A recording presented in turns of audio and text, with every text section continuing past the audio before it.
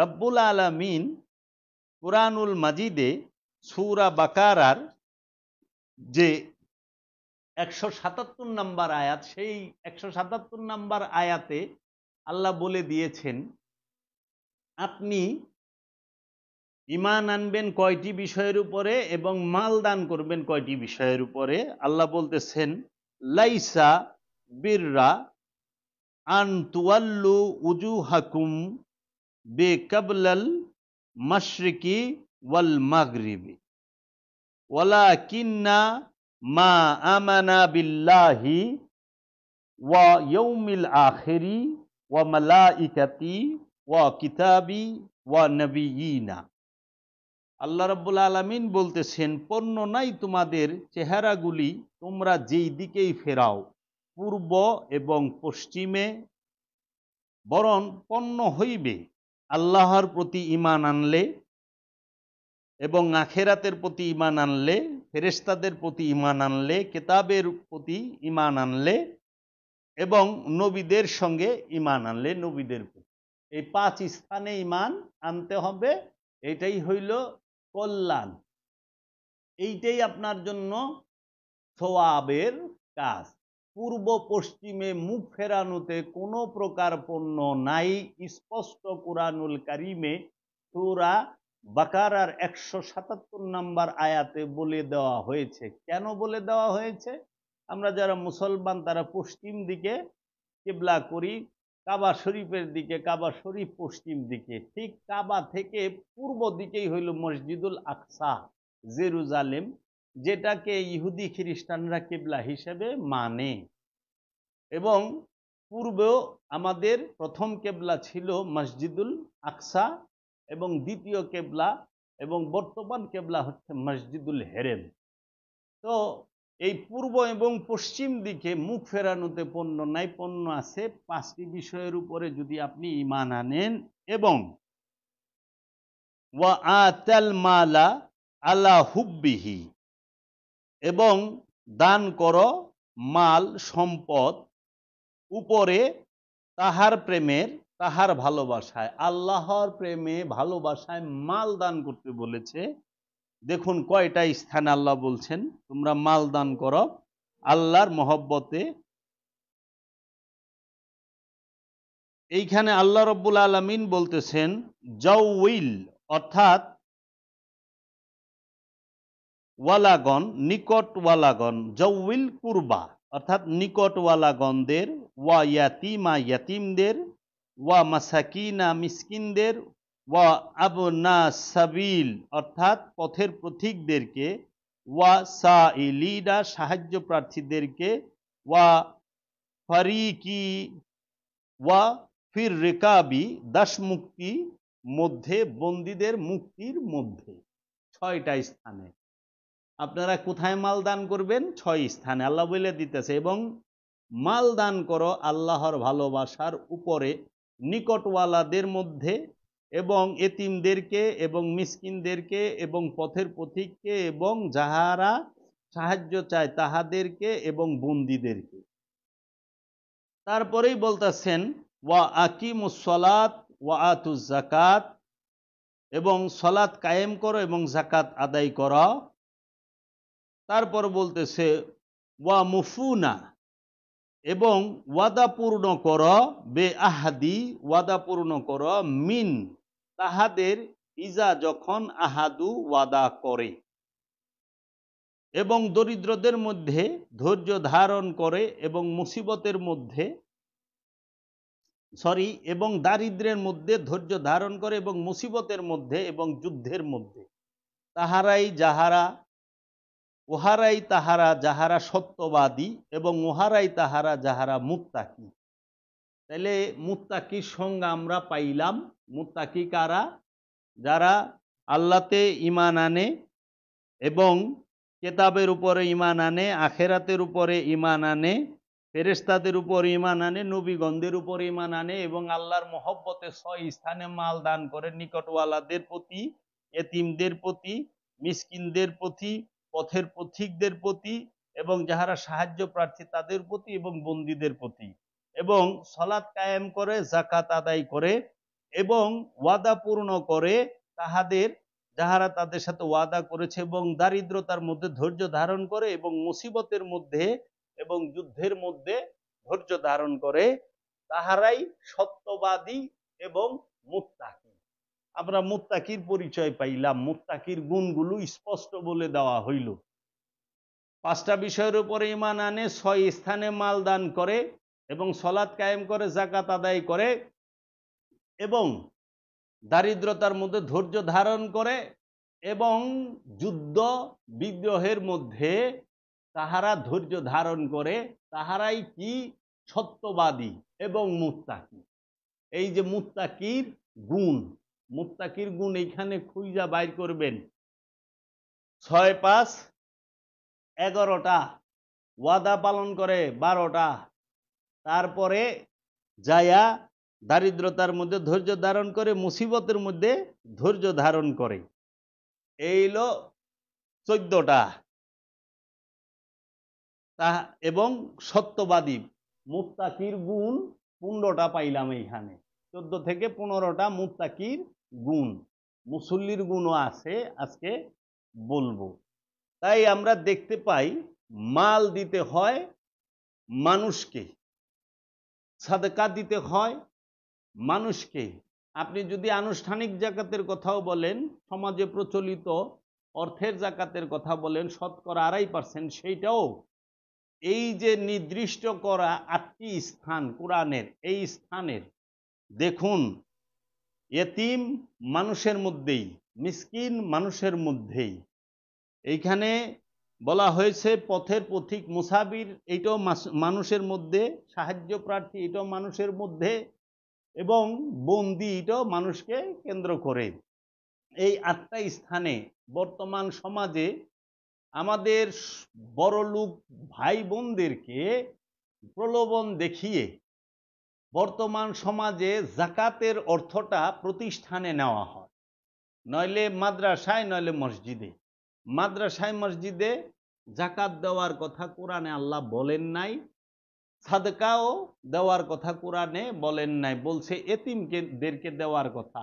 এতিম সে মানুষ, এতিম শুধু মাদ্রাসায় থাকে না, এতিম আপনার বাড়িতেও থাকে, আপনার পাড়া মহল্লায়ও থাকে, এতিম স্কুলেও থাকে, এতিম কলেজ ইউনিভার্সিটিতেও থাকে, আবার এতিম পথের পথিকের মধ্যেও আছে। এতিম সব জায়গায় আছে। আবার এই এতিমের মধ্যে 2 দিক। এক এতিম হইল যাহার জাগতিক ভাবে পিতা মাতা মারা গিয়াছে, সে এতিম।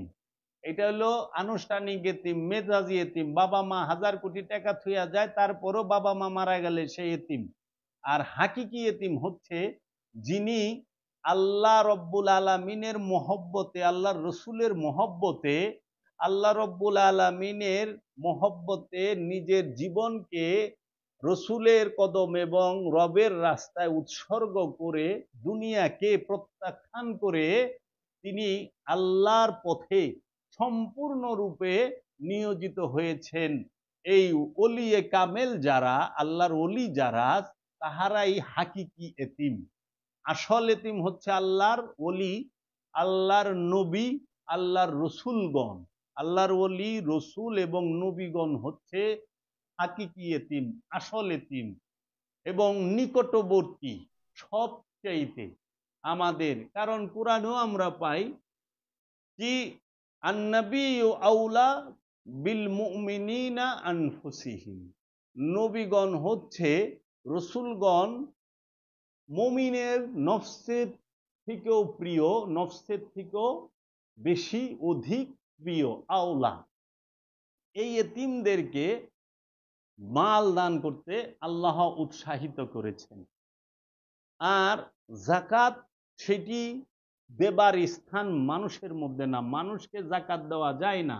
জাকাত হচ্ছে একটি ইবাদত, মানুষকে দেওয়া যায় সাদকা। এই সাদকা মানুষকে দিবেন, জাকাত দিবেন রসুল আর রসুলের রবকে, আল্লাহ এবং আল্লাহর রসুলকে দিতে হয় জাকাত। আল্লাহ আল্লাহর রসুলকে, আল্লাহ এবং আল্লাহর রসুলের ইচ্ছার কাছে নিজের ইচ্ছাটাকে উৎসর্গ করার অপর নামই জাকাত। এখন স্বার্থের কারণে আমাদের সমাজে প্রচলিত এই মৌলানা সাহেবরা অজ্ঞাত কারণে এই সাদকাকে জাকাত বলে চালিয়ে দিয়েছেন, মিক্স করে দিয়েছেন। আমাদের সমাজে বিরাট বড় বড় যে অঘটন হয়েছে সেগুলোর কিছু নমুনা আমি দেই, যেগুলোতে সাধারণ মানুষ পথহারা হয়েছেন, পথভ্রষ্ট হয়েছেন, বিপথগামী হয়েছেন। সেই বিষয়গুলো কি? অধিকাংশ আলেম এবং অধিকাংশ পীর মাশায়েখরা কি করেছেন, যে মূল বিষয়গুলোকে অনুষ্ঠানের সাথে মিক্স করে একাকার করে দিয়েছেন। মানুষ আসল রহস্যই বুঝতে পারে না। যেরকম রু আর নফসকে এক করে দিয়েছেন। রু আর নফস, নফস হইল প্রাণ, রু হইল স্বয়ং আল্লাহ। রু আর নফসের এক করে দিয়ে বর্তমান সমাজে রুহের সওয়াব পাঠায়, রুহের জন্য মাগফিরাত কামনা করে, রুহের জন্য বলে যে রুটাকে কবজ করে নিয়ে গেছে, আপনার রু কুলুষিত হয়েছে, নওজুবিল্লাহি মিন জালিক, আত্মা খারাপ হয়ে গেছে, নওজুবিল্লাহি মিন জালিক। এই রুর আর নফসের বিষয়ই বুঝে নাই। যদি রু কবজ হয় তাহলে প্রাণ নফস কি হবে? নফস কি হবে? রু যদি কুলুষিত হয় তাহলে নফস কি হবে? রু যদি সে মারা যায় তাহলে নফসের কি হবে? রুহের জন্য যদি দোয়া করেন তাহলে নফসের জন্য কি করবেন? এই রু নফসকে এক করে দিছে। আমানোয়ার মমিনকে এক করে দিছে। আমানোয়ার মমিনের বিশাল পার্থক্য, সেইটাকে সমাজের বুকে এক করে দিয়া বিভ্রান্ত করছে। আমানুর অর্থ মমিন করছে, মমিনের অর্থ গায়েব। আমানুর বাংলা অর্থও করে নাই, মমিনের বাংলা অর্থ করে নাই। ঠিক এই রকম নবী এবং রসুলকে এক করে দিছে, কোরআন ও কেতাবকে এক করে দিছে, ওয়াহেদ ও আহাদকে এক করে দিছে, জিন আর শয়তানরে এক করে দিছে সমাজে। যার জন্য মানুষ বিভ্রান্ত। জিন আর শয়তান দুইটারে ধুমছে বকে, কারে বকন লাগবো কারে বকন লাগবো না এইটাই বুঝে না।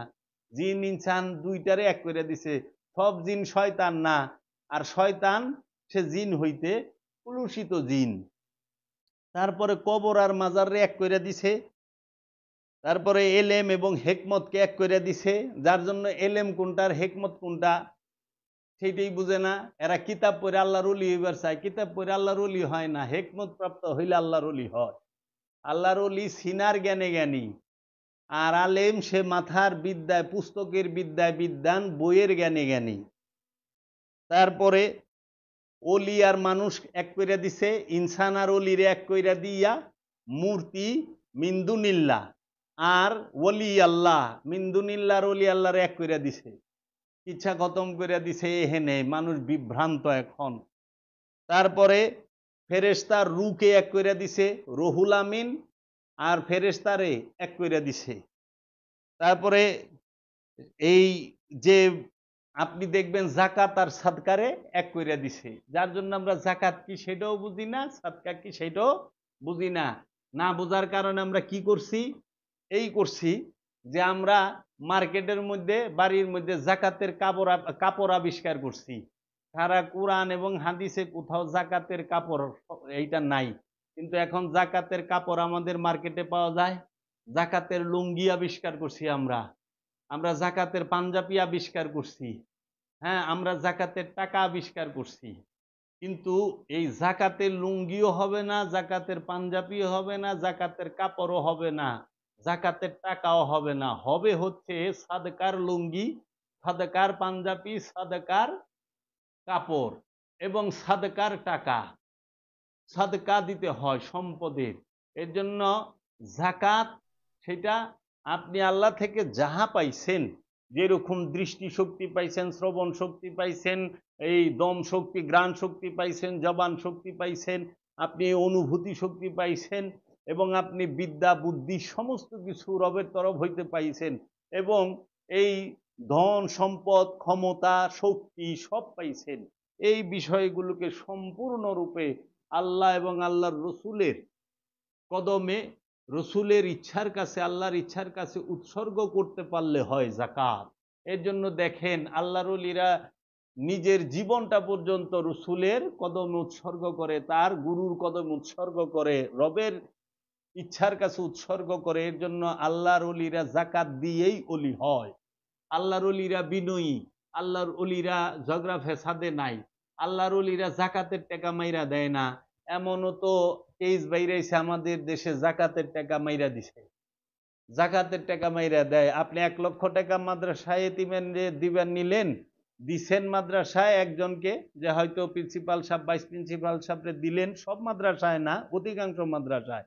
উনি কি করলো, 1,00,000-এর মধ্যে 1-2 হাজার বিলাইলো, আর বাকি 98,000 পকেটে করে বাইত লয়ে যাইয়া জায়গা কিনার ফন্দি, বাড়ি করার ফন্দি।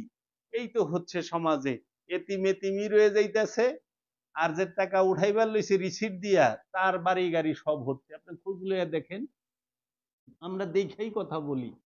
এর জন্য এতিমকে যদি দেন, এতিমের হাতে দিবেন সাদকার টাকাটা।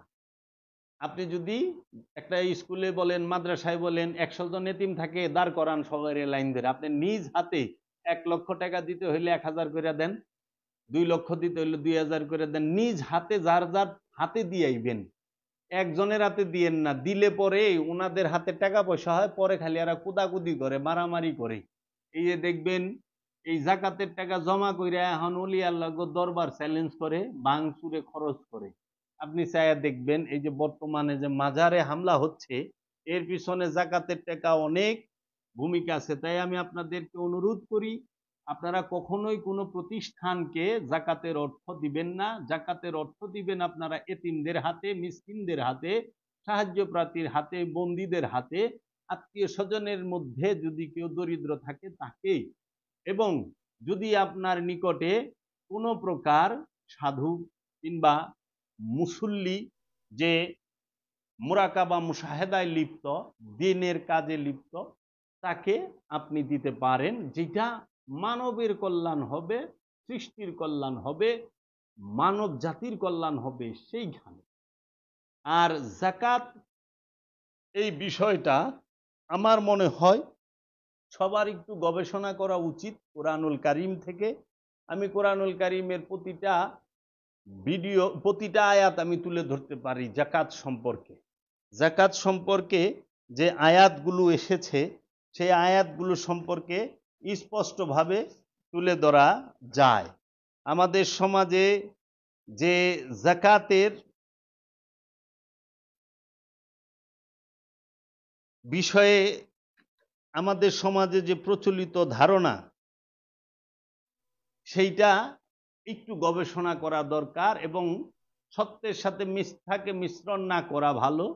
যেটা যা সেটাকে তাই বলা উচিত। আমরা কেন সাদকা হিসাবে এটাকে নির্দিষ্ট করি না? আপনি একটু দেখেন, বাংলাদেশের মানুষ সব জায়গায় সব সময় জাকাত দেওয়ার উপরেই থাকে। যদি মাল হয়, আপনি খেয়াল করে দেখেন, বাংলাদেশের মানুষ যদি ঘর থেকে বের হয়, গাড়িতে ভিক্ষুক দাঁড়ায় রয়েছে, স্ট্যান্ডে ভিক্ষুক দাঁড়ায় রয়েছে, রাস্তার মোড়ে ভিক্ষুক দাঁড়ায় রয়েছে, তারেও প্রতিদিন সাদকা করতেছে। আবার যখন সে বাজারে যায়, মার্কেটে যায়, যে কোনো একটা পণ্য ক্রয় করে, সেইখানে ভ্যাট দিতেছে।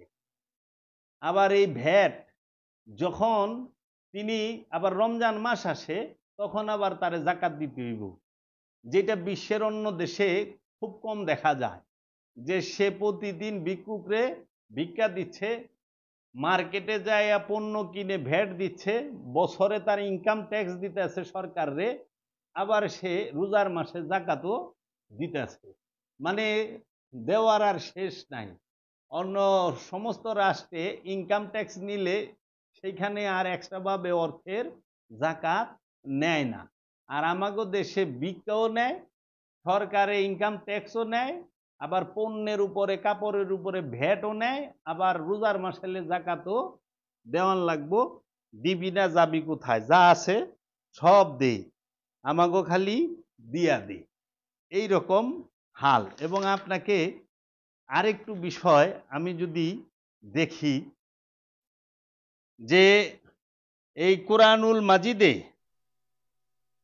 জাকাত সম্পর্কে, কোরআনে সলাতের সাথে জাকাত কথাটা কতবার এসেছে এবং কোন কোন সূরায় এসেছে, কোরআনের আয়াতের তাহার দলিল। এই সলাতের কথা কোরআনে 82 বার এসেছে, সালাতের সাথে জাকাতের কথা এসেছে কোরআনে 25 বার, মোট এসেছে 32 বার।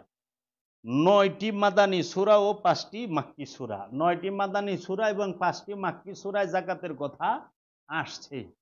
এখন জিজ্ঞেস করি, সর্বপ্রথম ইবাদতের নাম যদি জিগায়, বলে যে সালাত। তো 5টা মাক্কি সূরার মধ্যে যাকাতের কথা আসছে। তো মক্কা থাকা অবস্থায়ও যাকাত দেওয়ার কথা ছিল। এখন আমি আপনাদের আশ্চর্যমূলক 2-3টা দলিল দেই, আপনারা সংগ্রহ করে নেন এবং আপনাদের কাজে আসবে। সেইটি হইল, আপনারা একটু খেয়াল করেন, যাকাত শুধু আমাদের মুসলমানদের জন্য, এই ইসলাম ধর্মের অনুসারী আমরা যারা, যে 1450 বছর ধরে দয়াল রসুল সাল্লাল্লাহু আলাইহি সাল্লামের আগমনের পর থেকেই শুরু, নাকি আগেও ছিল? যাকাত সর্বসময়ে সকল নবীর বেলাই ছিল। সলাত এবং যাকাতের কথা, সলাত এবং যাকাতের কথা অন্য অন্য নবীদের বেলায়ও ছিল। তা আমরা মুসলমানরা যদি এই মহানবী মুহাম্মদ সাল্লাল্লাহু আলাইহি ওয়াসাল্লামের উম্মতেরা যদি শতকরা 2.5 টাকা যাকাত দেই, তাহলে পূর্ববর্তী নবীদেরকে, নবীগণ এবং তাহার উম্মতেরা কি যাকাত দিয়েছেন? প্রশ্ন আসে যে পূর্ববর্তী নবী রসুলগণ কোন সালাত করেছেন এবং কোন যাকাত দিয়েছেন, সেইটার পূর্ববর্তী নবীগণদের উম্মতেরা কোন সালাত করেছেন এবং কোন যাকাত দিয়েছেন, তাহলে অবশ্যই সেটি দায়েমি সালাত এবং নফসের যাকাত, মালের যাকাত নয়। পূর্ববর্তী নবীগণও যে যাকাত দিয়েছেন এবং তাহারাও যে সালাত করেছেন, সেই সম্পর্কে আপনাদেরকে আমি 2-একটা দলিল কোরআন থেকে দেই, আপনারা একটু খেয়াল করেন। এখন এই মালের যে যাকাত, ইনকাম ট্যাক্স, সম্পদের উপরে কর, এইটার চালু হইল কবে থেকে? এইটার চালু হইল হযরত আবু বকর সিদ্দিক রাদিয়াল্লাহু তাআলা আনহুর জমানা থেকে। আল্লাহর রসুল রাহমাতাল লিল আলামিনের পর্দা গ্রহণের পর থেকে আবু বকর সিদ্দিক খলিফা হওয়ার পরে এই যাকাত, মানে মালের যাকাত, ইনকাম ট্যাক্স শতকরা 2.5% এই প্রথা চালু হইল। এবং এই ইনকাম ট্যাক্সকে কেন্দ্র করেই আওলাদে রসুলের প্রথম যিনি আওলাদ, তিনি মা ফাতেমাতুজ জাহরা আলাইহিস সালাতু আসসালাম শাহাদাত বরণ করেন।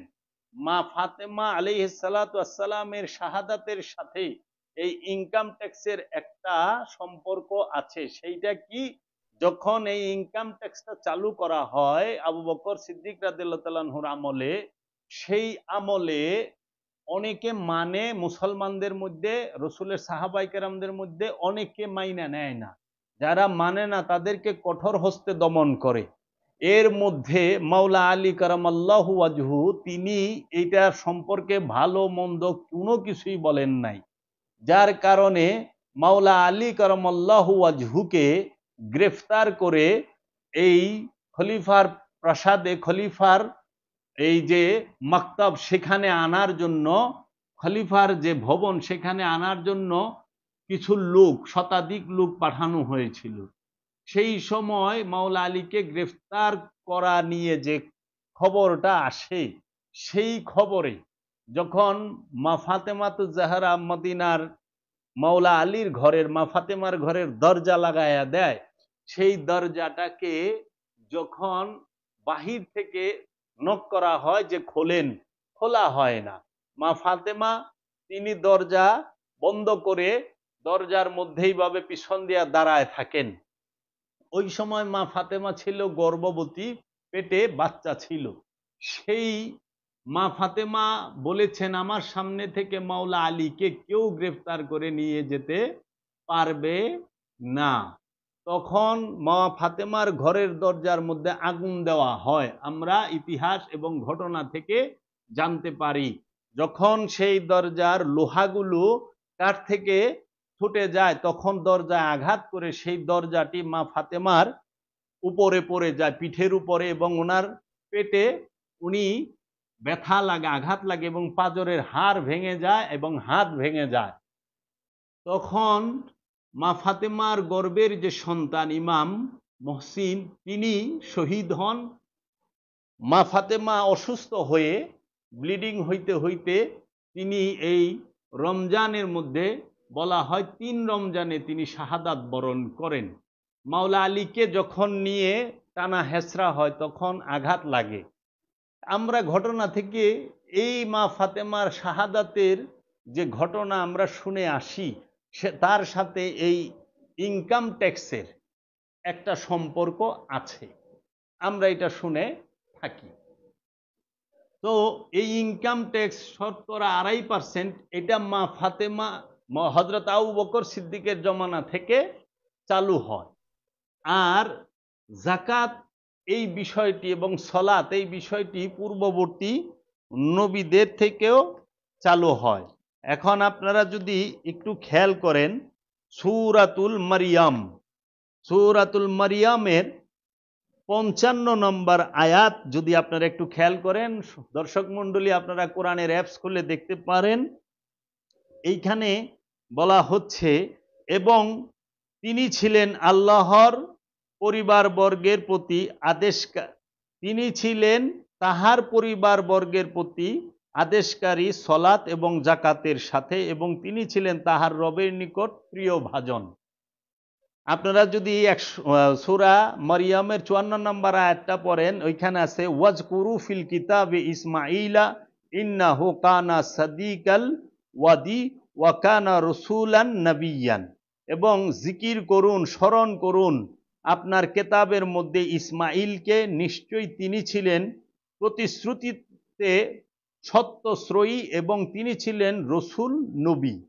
তারপরে 55 নম্বর আয়াতে বলা হচ্ছে ওয়াকানা ইয়ামুরু আহলাহু বিসসালাতি ওয়াজ যাকাতি ওয়াকানা ইনদা রাব্বিহিম মারদিয়ান, এবং তিনি ছিলেন তাহার পরিবারবর্গের প্রতি আদেশকারী সলাত এবং জাকাতের সাথে, এবং তিনি ছিলেন তাহার রবের নিকট প্রিয় ভাজন।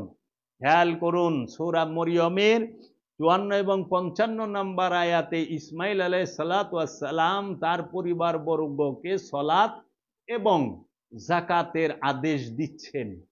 তার পরিবারবর্গ রসুলের পরিবারকে, রসুলের মুরিদ এবং পরিবারের লোকজন, তার স্ত্রী সন্তান, এরা এই তাদেরকে সলাত এবং জাকাতের কথা বলতেছেন। ইসমাইল নবী কত পার্সেন্ট জাকাত দিছেন, কোন মালের জাকাত দিছেন, কিসের জাকাত দিছেন একটু খেয়াল করেন। সেই সময় কিসের জাকাত দিত, তাহলে পূর্ববর্তী নবীদেরও জাকাতের কথা কোরআনে আছে। আসেন আরেকটা দলিল দেই, আপনারা যদি একটু খোলেন সূরাতুল মায়েদা, সেই সূরাতুল মায়েদার মধ্যে সূরাতুল মায়েদার 12 নম্বর আয়াত খোলেন, সেইখানেও দেখবেন বনি ইসরাইলদেরকে যাকাত এবং সালাতের কথা বলা হয়েছে। একটু খেয়াল করেন সূরাতুল মায়েদার 12 নম্বর আয়াতে বলা হচ্ছে, এবং অবশ্যই আল্লাহ বনি ইসরাইলদের হইতে অঙ্গীকার গ্রহণ করিয়াছিলেন, এবং আমরা তাহাদের মধ্য হইতে 12 জনকে সর্দার করিয়া পাঠাইলাম, নিযুক্ত করিলাম। এবং আল্লাহ বলিলেন যে নিশ্চয়ই আমি তোমাদের সাথেই আছি, যদি তোমরা সলাত কায়েম করো এবং জাকাত আদায় করো এবং আমার রসুলগণের প্রতি ঈমান আনো এবং তাহাদেরকে সম্মান করো এবং আল্লাহকে কর্জে হাসানা প্রদান করো, তাহা হইলে অবশ্যই আমি তোমাদের পাপসমূহকে মিটাইয়া দেব, এবং অবশ্যই আমরা তোমাদেরকে জান্নাতে দাখিল করাইব, যাহার পাদদেশ দিয়া নহরসমূহ প্রবাহিত রহিয়াছে। সুতরাং উহার পরও তোমাদের মধ্য হইতে যেই ব্যক্তি কুফরি করিবে, সুতরাং সে সরল পথের পরিবর্তে গুমরাহিতে লিপ্ত হইবে। সূরা মায়েদার 12 নম্বর আয়াতে বনি ইসরাইলদের থেকেও অঙ্গীকার গ্রহণ করছে আল্লাহ যে তোমরা সলাত কায়েম করবে এবং জাকাত আদায় করবে। তাহলে বনি ইসরাইলরা কোন সলাত পড়তো, ওয়াক্তি 5 ওয়াক্ত নাকি দায়মি? ইসমাইল নবী পরিবারবর্গকে এবং তার উম্মতদেরকে সে কোন সালাতের আহ্বান করছে, 5 ওয়াক্ত না দায়মি? এর জন্য দায়মি সালাতের শুরু বাবা আদম থেকে এখন পর্যন্ত এই দায়মি সালাতের কথা কোরআনে স্পষ্ট আসছে। আর এই নফসের জাকাতের কথাও বাবা আদমের জমানা থেকে নিয়ে এই পর্যন্ত এবং কিয়ামত পর্যন্ত চলবে। তো যাহারা এই বলে দায়মি নামাজ বলতে কোনো নামাজ নাই, তারা কোরআনকে অস্বীকার করে, তারা কোরআনের হুকুমকে অস্বীকার করে। কারণ কোরআনে স্পষ্ট সূরা মারিজের 23 নম্বর আয়াতে আল্লাহ বলেছে আল্লাযিনা হুম আলা সলাতিহিম দায়মুন, তারাই মুসল্লি যারা সর্বক্ষণ রবের সাথে সংযোগ যোগাযোগের সলাতের মধ্যে অবস্থান করে।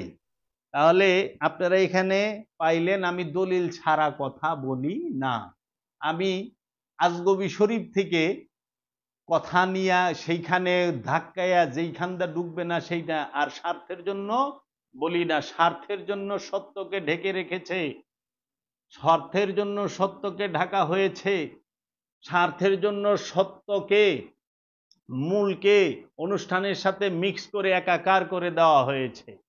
ওয়াক্তি নামাজের প্রচার হয়েছে, দায়মি নামাজের প্রচার হয় নাই। ওয়াক্তি সলাতের প্রচার হয়েছে, দায়মি সলাতের প্রচার হয় নাই। কেন হয় নাই?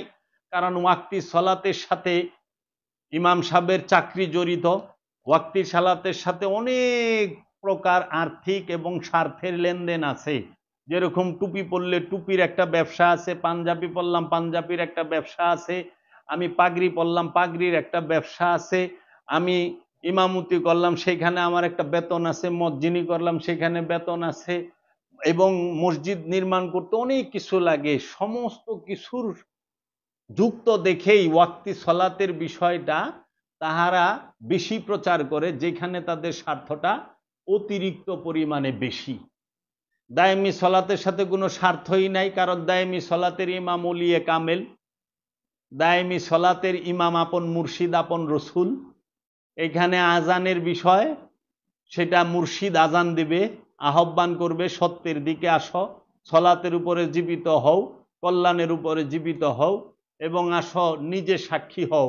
অন্যের সাক্ষী শুই না তুমি সন্তুষ্ট থাইকো না, তুমি নিজেও সাক্ষী হও যে মুহাম্মদ সাল্লাল্লাহু আলাইহি ওয়াসাল্লাম আল্লাহর রসুল এবং আল্লাহ এক, তুমি সাক্ষী দাও। সেই শিক্ষা আল্লাহর ওলিরা দিয়ে থাকেন দায়মি সলাতের মাধ্যমে। কামেল ওলিরা, ঢঙ্গিরা না, আরবি জানা ওলিরা না, আরবি জানা পিসাবরা না, লেবাসদারি পিসাবরা না, আল্লাহর কামেল ওলিরা। এই আল্লাহর কামেল ওলিরা তারা মানুষকে হেদায়েতের শিক্ষা দেয়। আর যারা নাকি ঢঙ্গি ওলি সাজছে, তারা ব্যবসা বাণিজ্য কইরা রাজা হওয়ার চিন্তায় থাকে।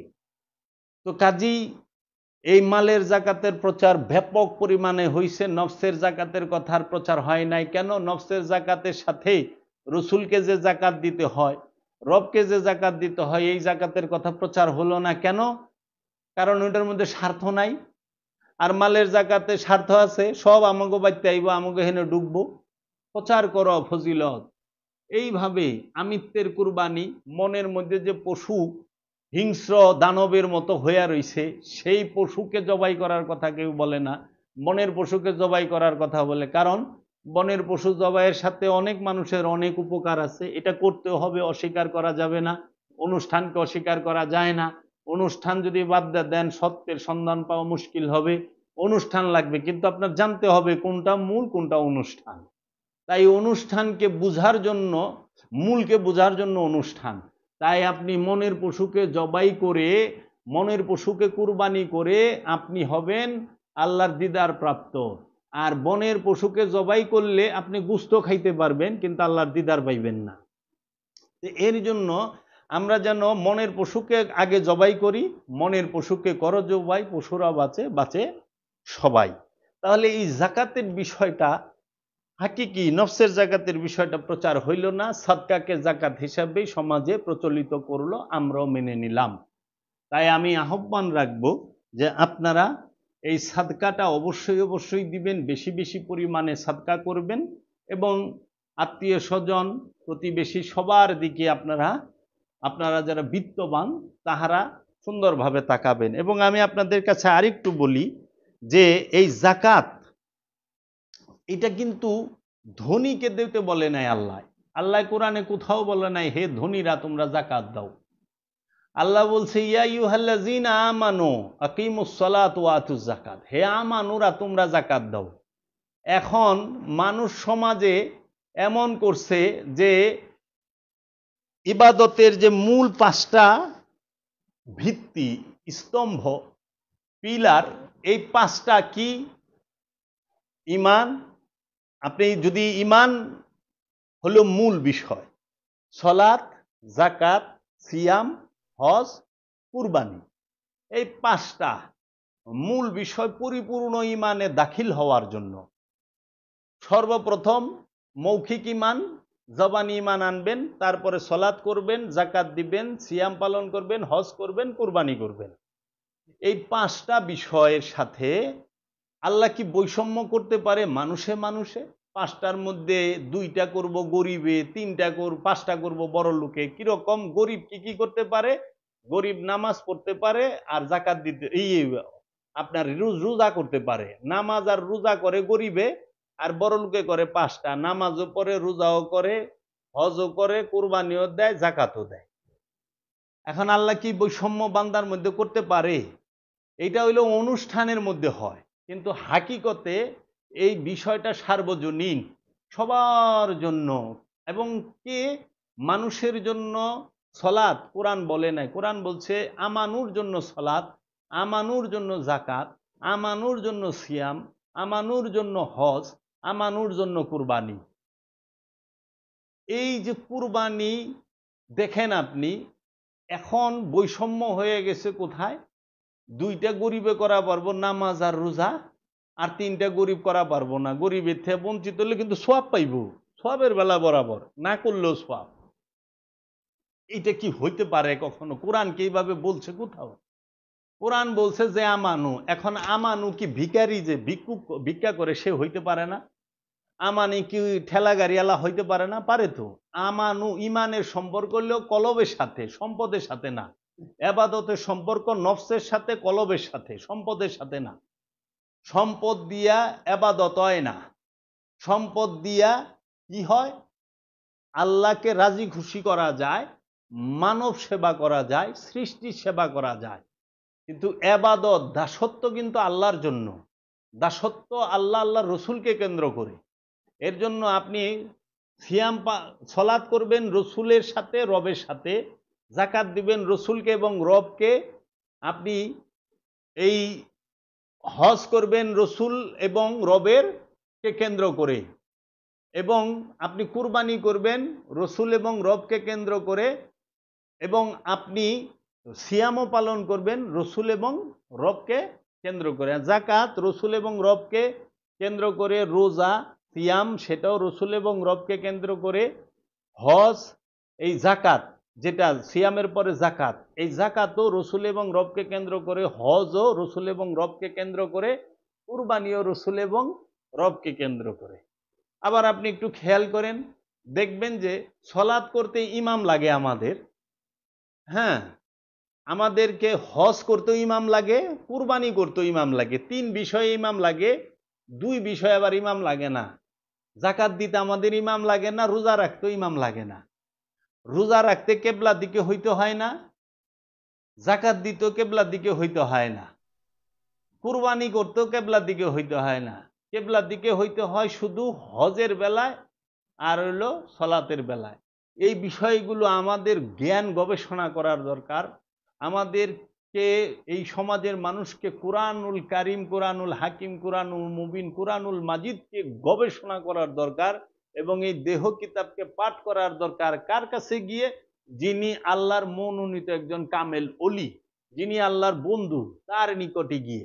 এবং যখন আমরা এই বিষয়গুলো গবেষণা করব, আমরা সুন্দর সুন্দর জিনিস পাবো, এবং আমাদের মধ্যে মনুষ্যত্বের জাগরণ হবে, আমাদের মধ্যে মানবতার জাগরণ হবে। আমি বললে অনেক কিছু বলতে পারি, অনেক কিছুই সংগ্রহ, কিন্তু এত জিনিস কম সময়ের মধ্যে কিভাবে বলি, আরো বলা প্রয়োজন ছিল। এই যাকাত সম্পর্কে আমাদের বিস্তারিত জানতে হবে।